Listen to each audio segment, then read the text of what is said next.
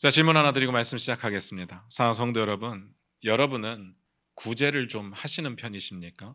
어떻습니까? 여러분, 구제 많이 하십니까? 만약에 하신다면 얼마나 하십니까? 여러분의 소득을 제가 모르지만 여러분의 소득을 가지고 따지자면 한 몇 퍼센트 정도 구제에 여러분의 돈을 쓰십니까? 그리고 이렇게 묻고 싶습니다. 구제를 함으로써 얻는 유익이 있다면 어떤 유익이 있을까요? 내 만족? 아니면 내 이미지, 좋은 이미지의 구축? 아니면 정말 순수하게 힘들어하는 사람들에게 도움이 돌아가는 것으로 나는 만족한다? 어떻습니까? 오늘 본문 말씀 같이 보면서 그 이야기를 좀 나눠보도록 하겠습니다. 6장 1절부터 봅니다. 같이 읽겠습니다. 시작. 사람에게 보이려고 그들 앞에서 너희 의를 행하지 않도록 주의하라. 그리하지 아니하면 하늘에 계신 너희 아버지께 상을 받지 못하느니라. 지난주까지 우리가 5주 동안에 착한 행실 6가지를 살펴보았습니다. 여러분들 눈치가 좀 빠르신 분들은 눈치를 채셨을지 모르겠는데 지난주까지 봤던 내용들을 이렇게 쭉 살펴보면 그 내용들이 전부 다 사람들과의 관계 가운데 있었던 내용들이 주된 내용이었습니다. 첫 번째, 분노 조절. 두 번째, 세 번째, 가정을 지키는 거. 네 번째, 정직한 삶. 다섯 번째, 포기하는 삶. 이것은 이웃 사랑이었고요. 여섯 번째, 품이 있는 삶. 기억나실 겁니다. 전부 다 사람들과의 관계 이야기입니다. 물론 이렇게 함으로 인해서 내가 하나님께 영광을 돌릴 수 있고 또 나에게 그런 좋은 행실을 받는 사람들은 또 하나님을 바라보며 영광 돌릴 수 있게 되지만 방식에 있어서는 사람들과의 관계적인 측면이었습니다. 그런데 오늘부터 새롭게 착한 행실을 또 보게 될 텐데요. 이것은 직접적으로 나와 하나님과의 관계를 이야기하는 겁니다. 이건 종교적인 행위가 될 것이고 그러니까 헷갈리니까 우리가 의로운 삶이라고 부를 겁니다. 앞으로 3주 동안 착한 행실을 보게 되겠지만 이것은 의로운 삶이라고 부를 겁니다. 예수님께서도 너희 의라고 말씀을 하셨으니까. 그러니까 결론은 동일합니다. 결국은 마태복음 5장 16절 내용과 연결이 될 겁니다. 우리가 지금까지 보았던 착한 행실과 우리가 앞으로 보게 될 의로운 삶의 모든 것들은 다 이 구절에 연결이 될 겁니다. 다시 한번 읽어보겠습니다. 마태복음 5장 16절입니다. 같이 읽겠습니다. 시작. 이같이 너희 빛이 사람 앞에 비치게 하여 그들로 너희 착한 행실을 보고 하늘에 계신 너희 아버지께 영광을 돌리게 하라. 결국은요, 사람들이 우리의 착한 행실과 우리의 의로운 삶을 통해서 하늘에 계신 아버지께 영광을 돌리게 해야 되는 겁니다. 우리가 또 하나 기억해야 되는 것은 예수님께서 영광을 돌리게 하라고 했습니다. 여기에 포인트가 있습니다. 이 말은 내 삶의 의로운 행동과 착한 행실을 통해서 사람들이 나를 보면 안 됩니다. 나를 칭찬하면 안 됩니다. 사람들은 나를 통해서 하나님을 봐야 되죠. 하나님께 영광을 돌려야 됩니다. 오늘 본문은 여기에 초점이 맞춰져 있습니다. 하나님을 봐야 됩니다. 기억해 주시기 바랍니다. 본문을 다시 읽겠습니다. 6장 1절입니다.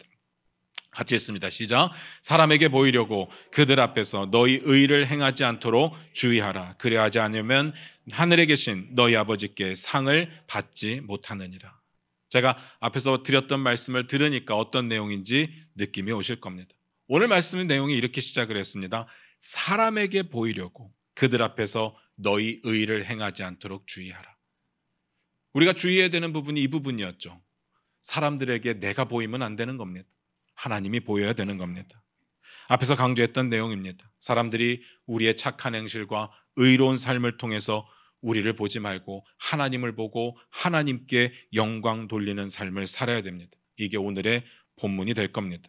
오늘부터 이제 그 내용을 보게 될 겁니다. 우리의 의로운 삶을 통해서 하나님께 영광 돌리게 하는 거, 그 내용을 보게 될 텐데 그 첫 번째 시간으로 6장 2절부터 보겠습니다. 6장 2절 같이 읽습니다. 시작.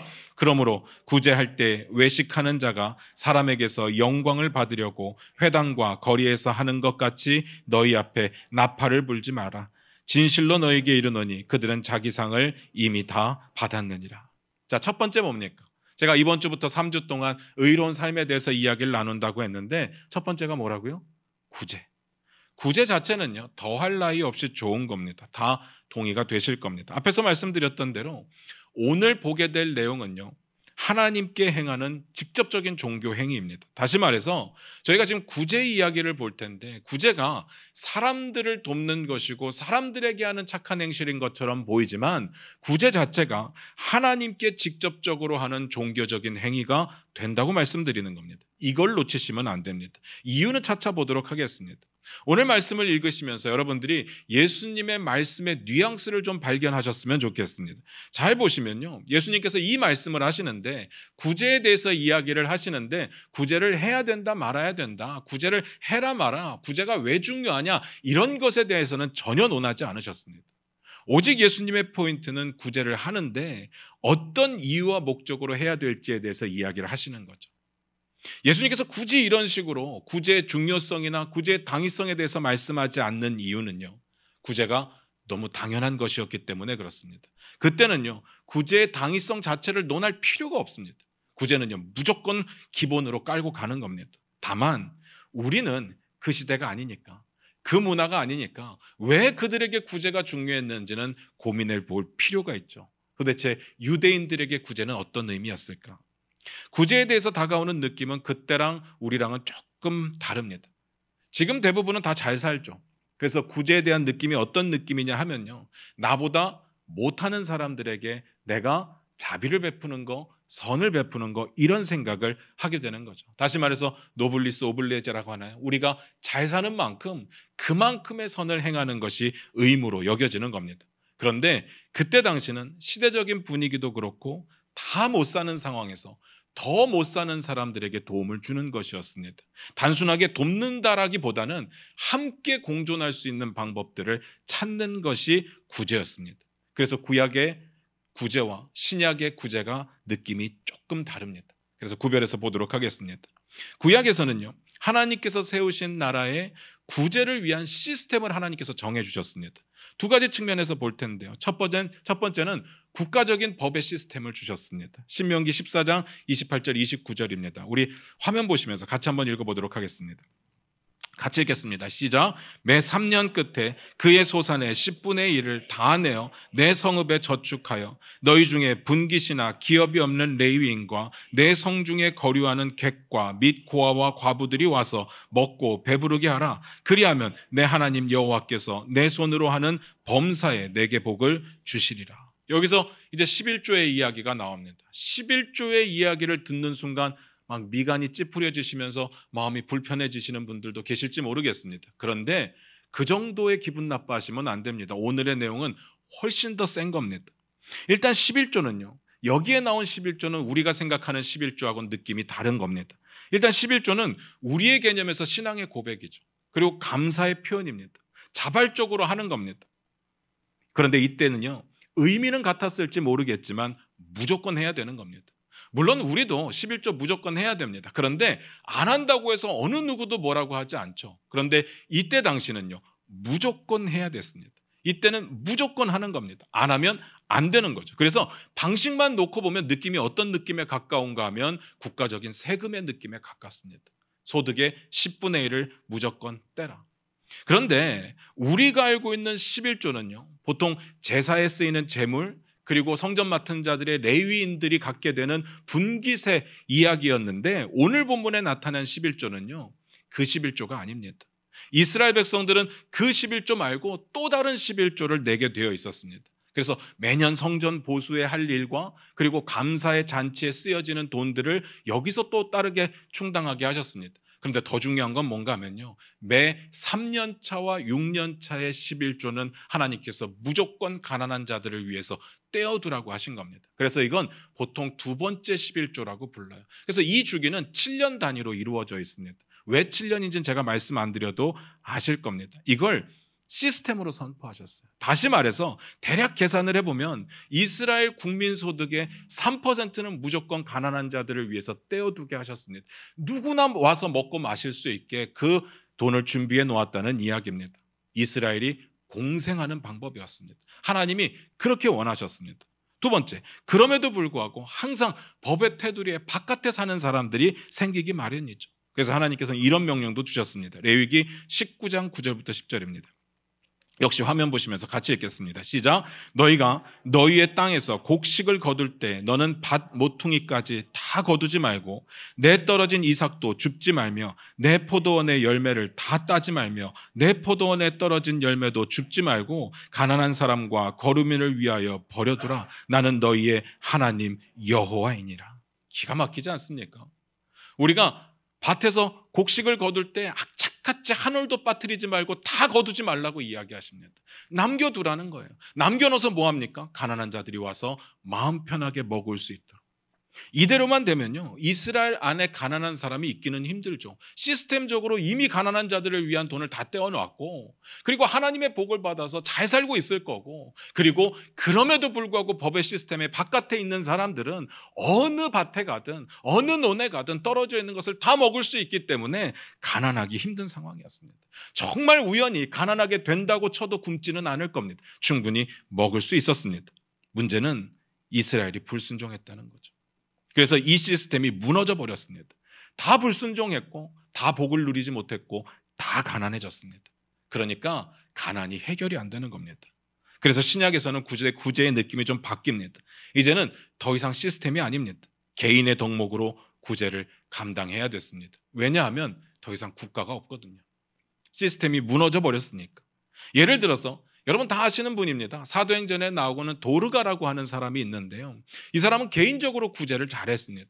자기가 막 넉넉해서 막 돈을 뿌리고 다녔던 것이 아니라 자기도 넉넉하지 않은데 자기가 가진 기술, 바느질하는 기술을 통해서 사람들의 없는 옷들을 지어주며 그들을 돌보는 일들을 했었습니다.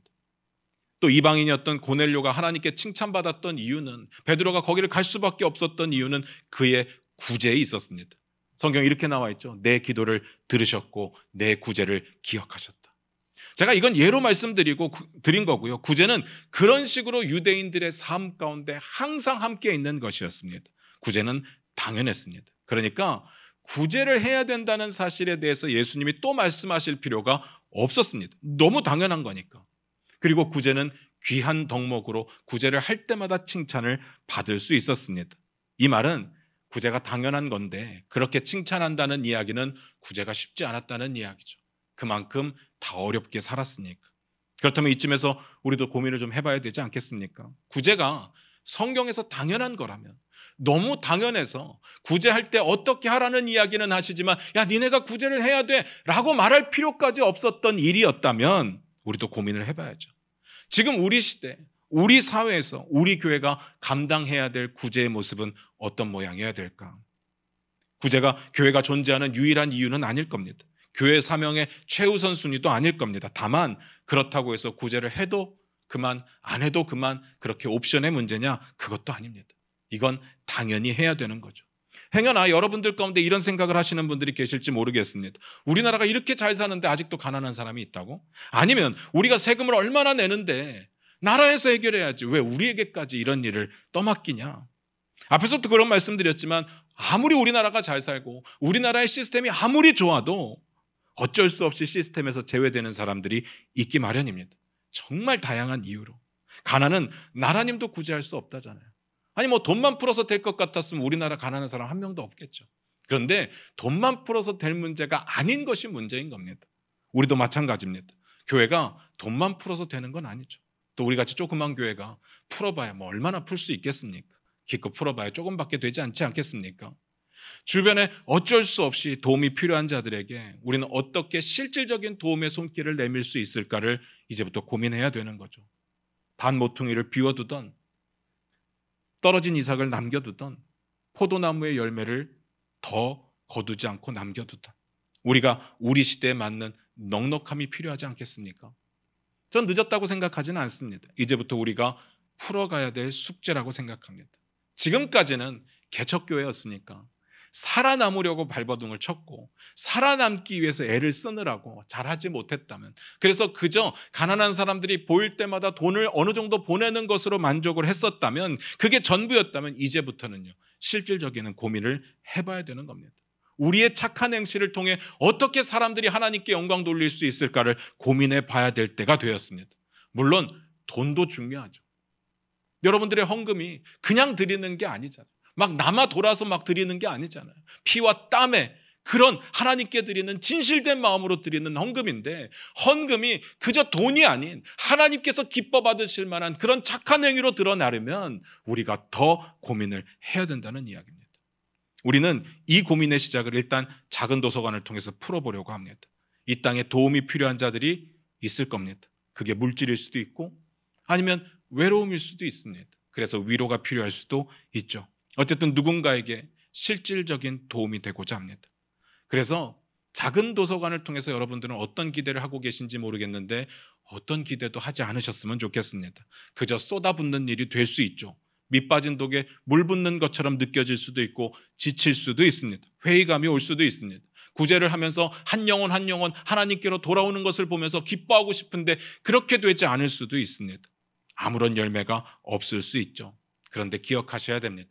구제 자체가 중요한 겁니다. 그걸 통해서 우리가 유익을 얻으려고 하면 안 됩니다. 그걸 통해서 어떻게 하나님께서 영광 받으실까를 고민하시면 되는 겁니다. 다시 본문으로 돌아와서요. 구제는 당연한 건데 예수님 시대에 국가 시스템으로 구제를 하는 것이 아니라 개인의 덕목으로 구제를 하다 보니까 시스템으로 할 때하고 달라진 게 있었습니다. 그게 뭐냐?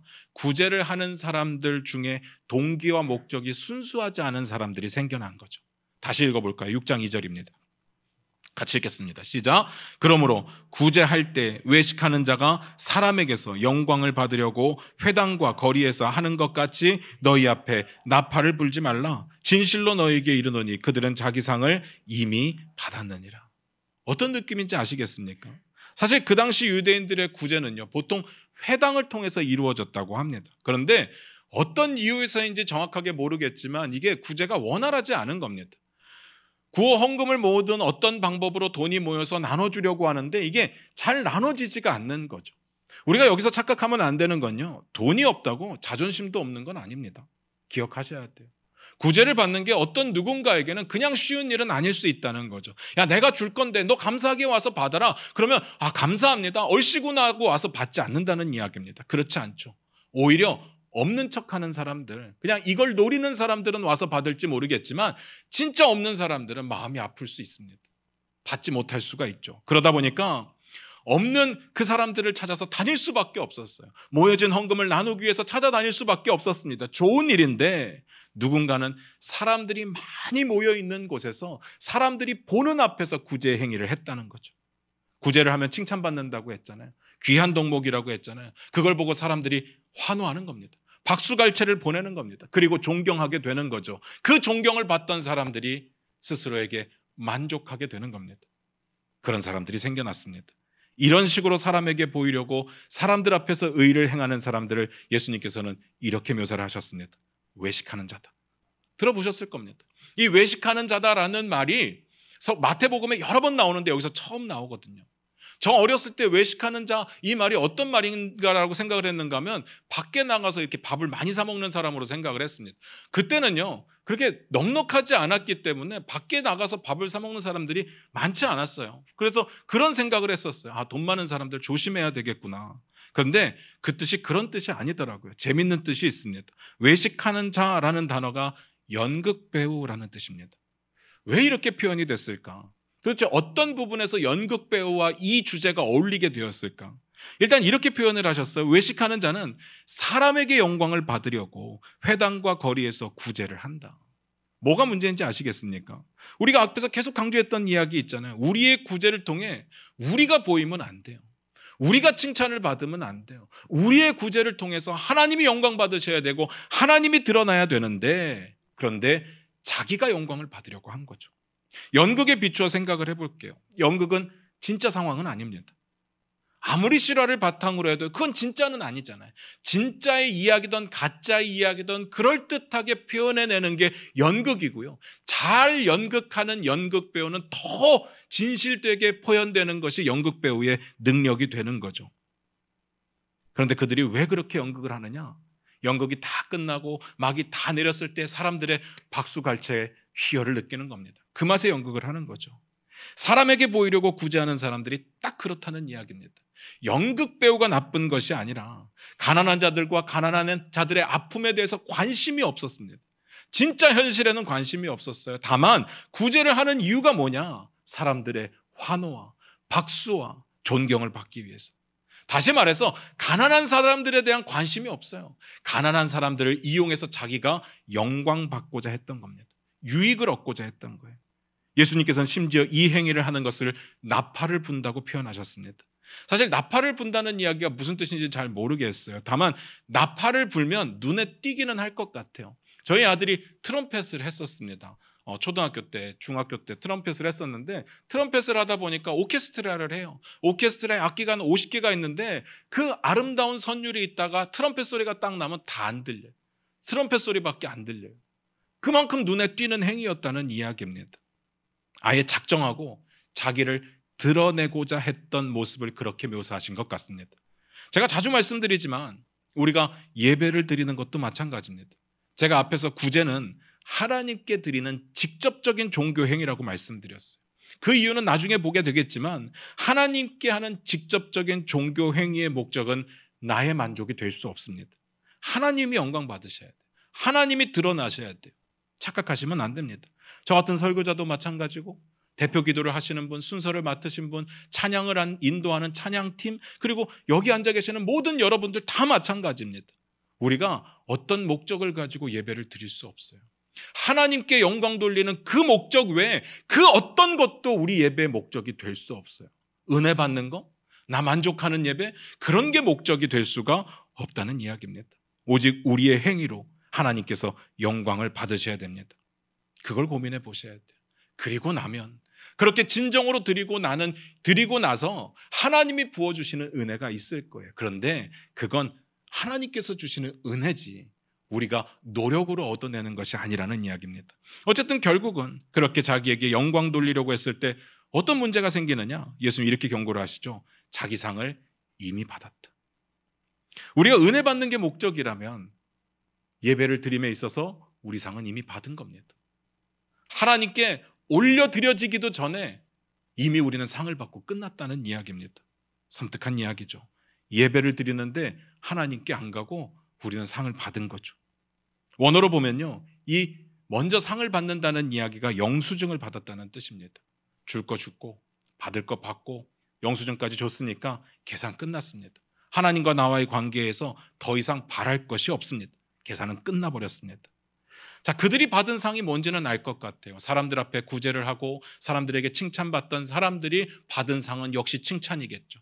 인정일 겁니다. 존경일 거예요. 그런데 그들이 놓쳐버린 상이 뭔지는 잘 모르겠습니다. 그들이 하나님께 받을 상이 분명히 있었을 텐데 그렇게 함으로써 놓쳐버린 상이 정확하게 뭔지는 잘 모르겠어요. 다만 중요한 건 하나님과의 관계 안에서 남는 게 없다는 겁니다. 심각하죠. 오히려 남는 게 있다면 하나님께 혼날 일만 남았겠죠.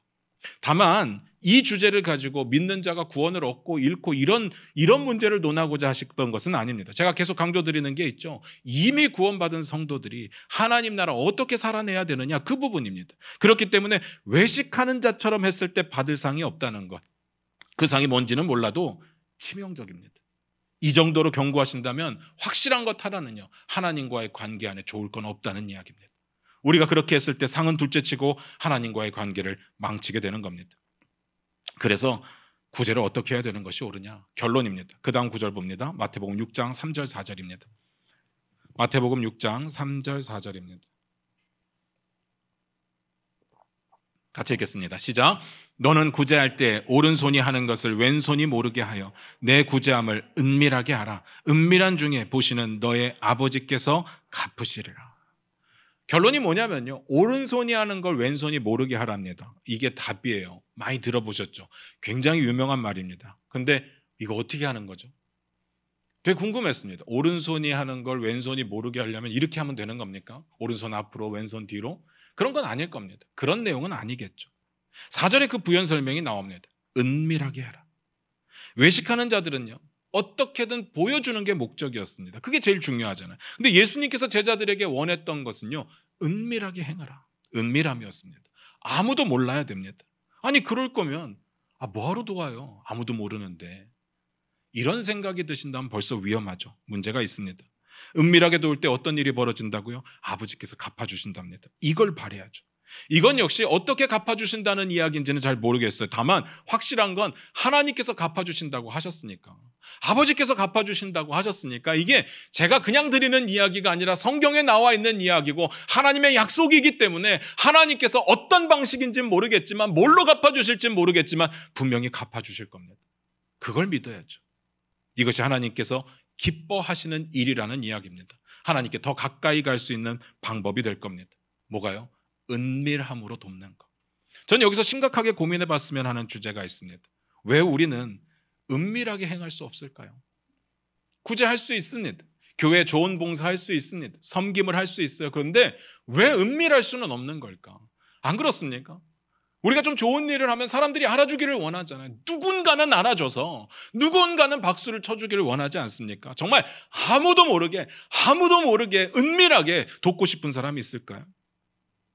여러분, 이런 경우를 고민해 보셔야 됩니다. 가끔가다 교회에서 개인의 섬김이 있을 때 광고를 저한테 부탁하는 경우들이 있죠. 잘 생각해 보셔야 됩니다. 그렇게 칭찬을 받도록 하는 게 진짜 그 사람에게 유익할까요? 물론 그 마음은 제가 알아요. 그 사람의 마음도 알고 그 사람을 칭찬하고 싶은 사람의 마음도 알아요. 당연히 칭찬해 주고 싶죠. 잘했잖아요. 좋은 일이잖아요. 그런데 고민해 봐야 되는 거예요. 그게 진짜 그 사람을 위한 것일까? 만약에요, 하나님께서 너는 사람들의 칭찬을 받았으니까 더 이상 내게 받을 상이 없다 라고 하신다면 어떻게 책임질 겁니까? 책임질 수 있겠습니까? 저도 알죠. 인간적으로요. 저도 뭐 큰 교회에 있어 봤고 어떻게 하면 더 많은 돈이 나오는지 너무나도 잘 알죠. 적당히 박수 쳐주고 적당히 인정해주면 사람들이 기뻐서 할 겁니다. 그런데 그게 진짜 하나님께 기쁨이 될까요? 그게 정말 그 사람에게 유익이 될까요? 그건 아니잖아요. 물론 자기가 드러내려고 하지 않았는데 사람들이 알아주면 너무 감사하죠. 그런 경우는 좀 다른 이야기가 되겠죠. 다만 그런 경우라고 할지라도 제가 걱정스러운 건 그것이 습관이 될까 봐. 나를 드러내주지 않으면 상처받고 다시는 안 할까 봐. 드러내줘야만 섬길 수 있는 상황이 될까 봐. 여기는 은밀함은 없잖아요. 은밀함은 없잖아요. 누가 알아주든 안 알아주든 은밀함은 없습니다. 잘 고민해 보시기 바랍니다. 내가 섬겼는데 만약에 안 알아줘서 서운하다. 그러면 이건 영적인 건 아닙니다. 제가 정말 간곡하게 부탁드리는 건 그러면 잠깐 섬기는 것을 쉬셔도 좋겠습니다. 제가 이런 경우에 그래서 하지 말라는 이야기는 아닙니다. 늘 그렇게 말하지만 이건 쉬셔야 되는 부분이에요. 왜냐하면 하나님의 영광을 가로채서 내가 영광을 갖는 것은 하나님이 너무나도 싫어하는 것이라 더 이상 받을 상이 없다라고 하시면 이건 너무 충격적인 거거든요. 여러분, 심각하게 고민해 보셔야 되는 문제입니다. 그럼에도 불구하고 하나님은 착한 행실, 순수함으로 하는 의로운 삶을 우리에게 요구하고 계십니다. 제발 옆에서 부추기지 마시기 바랍니다. 그러면 그 사람이 받을 상이 없어집니다. 제가 칭찬 잘해서 교회 운영에 도움되는 것도 굉장히 중요한 일이겠지만 저는요, 하나님께서 갚아주실 때 훨씬 더 그 복이 크다고 믿습니다. 그 사람에게는. 안 그렇습니까? 인사는요, 제가 개인적으로 알아서 하겠습니다. 제가 알아서 할게요. 제가 알아서 할 테니까 사람들에게 칭찬받도록 내세우는 것은 멈추시기를 부탁을 드립니다. 제가 이렇게 말씀드렸더니 어떤 분이 그래요. 아직 목사님이 어려서 잘 모른대요. 우리 교회뿐은 아니에요. 저보고 어려서 모른다고 하니까 저보다 나이는 많겠죠. 제가 고민을 해보니까요, 대한민국의 반은 저보다 어려요. 뭐 얼마나 어리고 뭐 얼마나 나이를 먹어야 성경을 이야기할 수 있겠습니까?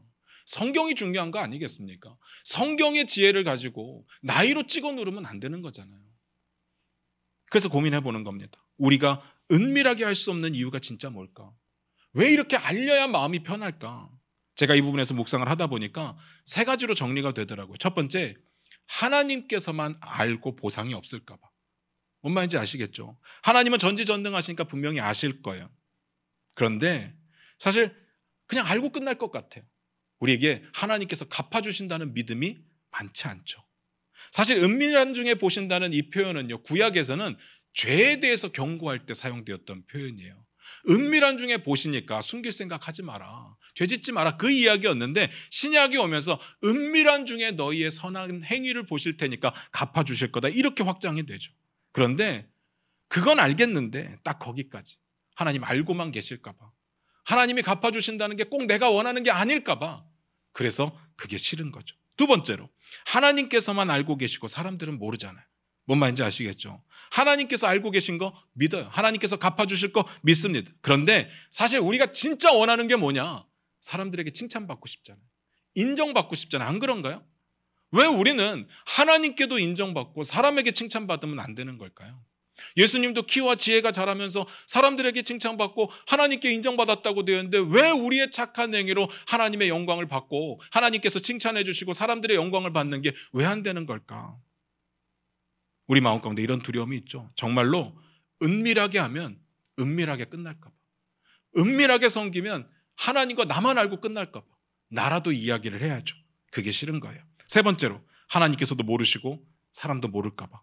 이건 뭐 말할 가치가 없죠. 아예 믿음이 없는 겁니다. 그런데 그렇게 생각하는 사람들이 정말 많죠. 여러분은 몇 번째입니까? 왜 내가 선한 일을 했을 때 알리고 싶을까? 말씀 마무리 짓겠습니다. 오늘 이야기는 계속해서 강조드리지만 구제하는 이유와 목적에 관한 이야기입니다. 구제는 너무나도 당연한 거고, 그러나 구제를 이용해서 내 유익을 취하면 안 되는 거죠. 그게 하나님의 영광을 가로채는 겁니다. 그래서 이건 종교적인 행위라고 말씀드렸습니다. 그리고 이 원리는 모든 종교적인 행위에 해당이 되는 겁니다. 예배, 헌금, 구제, 기도, 하나님께 드리는 모든 행위에 해당되는 이야기입니다. 내 만족으로 하나님께 드릴 수 없어요. 내 이름이 드러나기 위해서 하나님께 드릴 수 없습니다. 그런데 궁금하죠? 이게 왜 종교적인 행위냐는 거죠. 이 일이 분명히 착한 일이기 때문에, 선한 일이기 때문에 사람들에게 잘하는 것 같은데 왜 이 일이 직접적으로 하나님을 섬기는 일이냐? 성경 한 권만 보고 마치겠습니다. 마태복음 25장 31절부터 35절입니다. 마태복음 25장 31절부터 35절입니다. 같이 읽겠습니다. 시작. 인자가 자기 영광으로 모든 천사와 함께 올 때에 자기 영광의 보좌에 앉으리니 모든 민족을 그 앞에 모으고 각각 구분하기를 목자가 양과 염소를 구분하는 것 같이 하여 양은 그 오른편에 염소는 왼편에 두리라. 그때 임금이 그 오른편에 있는 자들에게 이르시되 내 아버지께 복받을 자들이여 나와 창세로부터 너희를 위하여 예비된 나라를 상속받으라. 내가 줄일 때 너희가 먹을 것을 주었고 목마를 때 마시게 하였고 나그네 되었을 때 영접하였고. 어떤 내용인지 아시겠죠? 마지막 때 주님이 영광 가운데 오실 겁니다. 영광의 보좌에 앉을 거예요. 영광은 주님만 받는 거예요. 그 영광의 주님께서 오셨을 때 사람들을 둘로 나뉠 텐데 마치 양과 염소처럼 나뉘듯이 나눌 거랍니다. 그런데 양처럼 나눈 사람들에게 이렇게 이야기를 하는 거예요. 내가 배고플 때 너희가 먹을 걸 줬고, 내가 목마를 때 마실 것을 줬고, 내가 나그네 되었을 때 영접해 줬으니까 너무 고맙다. 나와 함께 잔치에 참여하자. 그런데 그 이야기를 들었던 사람들이 착한 사람들이잖아요. 믿음이 좋은 사람들이잖아요. 저 같았으면 안 했어도 내가 한 것처럼 이러고 앉아있을 텐데 이 사람들은 아니었어요. 내가 언제요? 내가 언제 그랬습니까? 난 하나님을 만난 적도 없는데요. 그때 하나님께서 이렇게 말씀하시는 겁니다. 마태복음 25장 40절입니다. 같이 읽겠습니다. 시작. 임금이 대답하여 이르시되 내가 진실로 너희에게 이르노니 너희가 여기 내 형제 중에 지극히 작은 자 하나에게 한 것이 곧 내게 한 것이니라 하시고. 왜 지극히 작은 자 하나에게 한 것이 하나님께 직접 하는 것과 똑같은 걸까? 이유는 잘 모르겠습니다. 뭐 그거 알아서 뭐 하겠습니까? 하나님의 뜻이 그렇다면 그렇게 하면 되는 것 아니겠습니까? 하나님께서 하나님을 섬기는 방법을 이 땅에 이렇게 두신 겁니다. 우리가 따질 필요는 없죠. 우리가 하나님을 직접 만날 수 없으니까 지극히 작은 자, 우리의 형제 가운데, 우리의 이웃 가운데 너무나도 힘들어하는 자, 아파하는 자들을 섬기는 것으로 하나님을 섬기도록 기회를 주신 겁니다. 그래서 이건 의로운 삶이고요. 이건 종교적인 행위가 되는 거고 하나님과의 직접적인 관계가 되는 겁니다. 사랑하는 성도 여러분, 우리가 도대체 어떻게 하나님을 사랑할 수 있겠습니까? 우리가 하나님한테 사랑합니다 뭐 이렇게 막 하면 진짜 사랑하는 겁니까? 그럴 수 없다고 늘 말씀드리잖아요. 가난한 자들을 돕고 소외된 자들을 위로해야 됩니다. 만약에 우리가 그걸로 나의 영광을 구하지 않는다면, 정말 구제 자체에 관심이 있고 그 아픈 자들을 사랑하며 하나님께 영광 돌릴 목적이었다면 그 일이 바로 하나님을 직접적으로 섬기는 일이 된다고 말씀하시는 거죠. 사랑하는 성도 여러분, 고민해 보셔야 됩니다. 결단하셔야 됩니다. 이렇게 묻겠습니다. 여러분, 구제할 준비가 되셨습니까? 하나님을 사랑할 준비가 되셨습니까? 말로만 안 됩니다. 말로만으로 끝나면 안 되죠. 우리의 삶이 하나님께 올려지기를 원합니다. 기도하겠습니다.